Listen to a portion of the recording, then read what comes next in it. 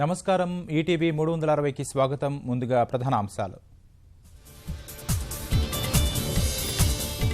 TSI pass దేశానికి ఆదర్శం మంత్రి కేటీఆర్. సత్వర అనుమతులతో పెట్టుబడులు పెరిగాయని వెల్లడి.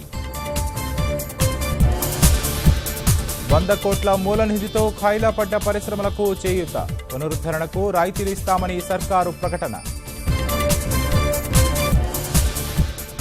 సర్కారీ విద్యా వ్యవస్థ బలోపేతానికి ప్రభుత్వ చర్యలు. ఈ ఏడు 17,000 ఉపాధ్యాయ ఖాళీలు భర్తీ చేస్తామన్న కడియా.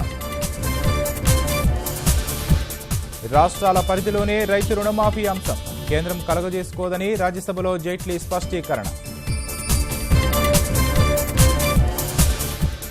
సీటు విషయంలో ఎయిర్ ఇండియా ఉద్యోగితో శివసేన ఎంపీ వాగ్వాదం. చెప్పుతో దాడి ఖండించిన విమానయాన శాఖ. యూపీ సీఎం ఆదిత్యనాథ్ పిలుపుతో మంత్రుల స్వచ్ఛ యజ్ఞం. చీపుర్లు పట్టి కార్యాలయ ఆవరణలు శుభ్రం చేసిన అమాత్యులు.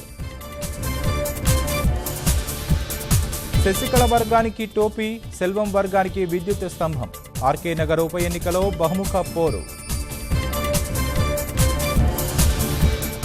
లండన్ దాడికి పాల్పడింది తామేనని ప్రకటించిన ఐసిస్. దర్యాప్తు మరింత ముమ్మరం చేసిన పోలీసులు.